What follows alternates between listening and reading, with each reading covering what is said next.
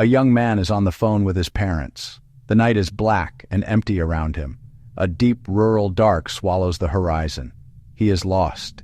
He has crashed his car. Now he is walking, trying to find his way back to a familiar road, back to the safety of home. His mother is on the other end of the line. His father is on the other end of the line. Their voices are a fragile tether across Minnesota. They have been talking for nearly an hour, a continuous conversation bridging miles of farmland and gravel. Then, without warning, his voice cuts through the connection, sharp with sudden alarm. "Oh, shh." And then, nothing. The line goes dead. Absolute silence follows. The void opened in that interrupted moment has never been filled. The night had begun with the simple joy of friends and the end of a college term. Brandon Swanson had been at a party in Canby, Minnesota, celebrating the conclusion of his first year at Minnesota West Community and Technical College. He left late, sometime after midnight, for the 30-mile drive home to Marshall. It was a familiar route, one he had driven before. But on this particular night, something went wrong. He took a turn onto a gravel road, and in the deep, moonless dark, he misjudged the edge. His car slid off the road and became high-centered in a ditch, its wheels spinning uselessly. The vehicle was not seriously damaged, but it was thoroughly stuck. Stranded and alone, Brandon did what any young person would do. He called his parents, Brian and Annette Swanson. The call was placed at 1:54 a.m. Brandon told his parents what happened, assuring them he was not hurt. He believed he knew his general location, telling them he was somewhere near the small town of Lind. They told him to flash his car lights so they could spot him from a distance. He tried, but they saw nothing. They drove around near Lind, searching the dark roads, but the landscape remained stubbornly black. It was a frustrating and confusing start to the rescue, a sign that things were not as straightforward as they seemed. Later, investigators would find Brandon's car, nowhere near Lind, but more than 20 miles away, near Taunton. This meant that during the entire phone call, Brandon and his parents were operating under a false assumption. He was walking in a completely different area than they were searching, heading in a direction based on a flawed understanding of his location. For 47 minutes, Brandon Swanson and his parents remained connected by that one phone call. A long, continuous conversation, a vocal beacon in the disorienting darkness. Brian and Annette tried to be a map for their son, translating his descriptions of the rural terrain into directions. Brandon, for his part, tried to be their eyes, cutting through fields, climbing fences, following what he thought was a path. He mentioned hearing the sound of running water, a creek or a river. He walked with purpose, believing he was heading toward the lights of a nearby town. Brian flashed his truck lights, but Brandon saw nothing. They were in two different places, looking for each other across an impossible distance. Brandon said he was back on a gravel road. He mentioned 2 red barns and several fences. He was actively navigating, offering clues he hoped would lead his parents to him. They told him to yell. The wind and distance swallowed his voice. Then, at 2:41 a.m., 47 minutes after the call began, his tone suddenly changed. He let out a sharp, surprised exclamation. "Oh, shh!" It was an instant cutoff, as if a switch had been flipped. Brian called back immediately. He tried again, and again. Each time, the result was the same. The voice of his son was gone, replaced by the empty sound of a phone ringing into oblivion. The long walk had ended, and the long wait had begun.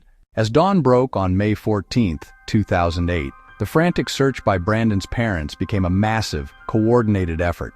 The Lincoln County Sheriff's Office was notified, and the search began in earnest, initially focused around Lind. As the morning wore on with no sign of him or his car, investigators knew something was wrong. Later that day, his abandoned Chevrolet Lumina was discovered near Taunton, shifting the entire search grid by more than 20 miles. Hundreds of volunteers poured in, forming human chains through fields, brush, and wooded areas.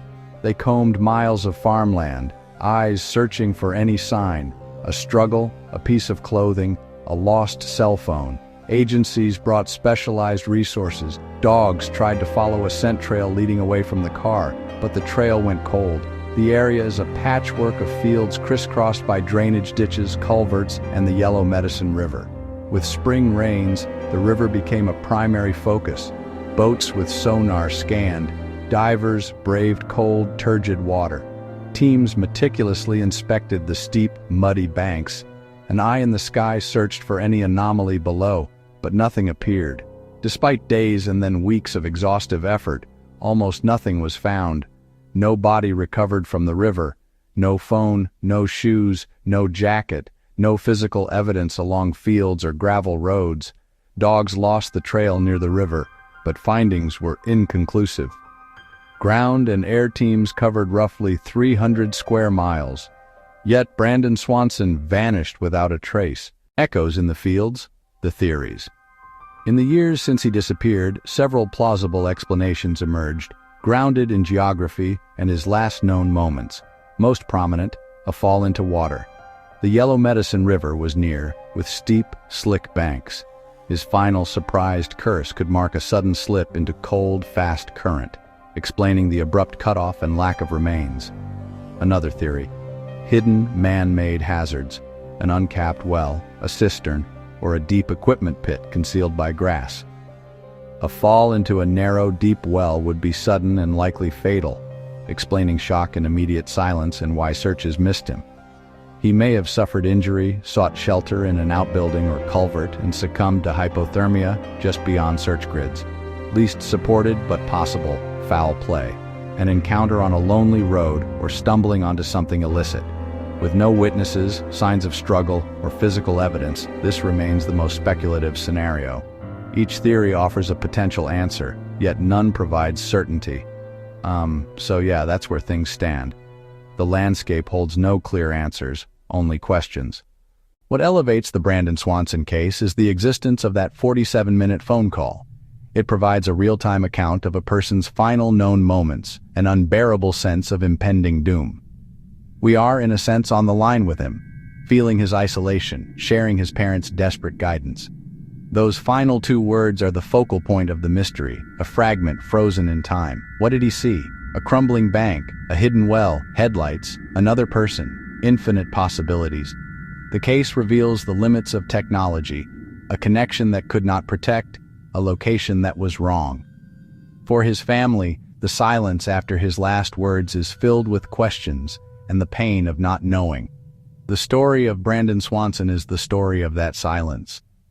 3 questions in the night. We know he crashed his car.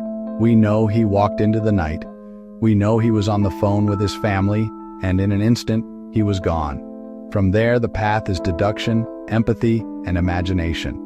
First, what do you believe his final words, "Oh, shh," were in reaction to?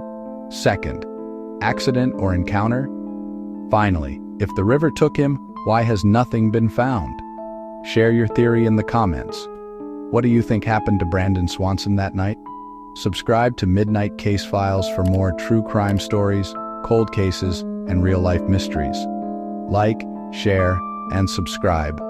This video covers the real unsolved disappearance of Brandon Swanson, one of the most haunting missing person cases in the United States.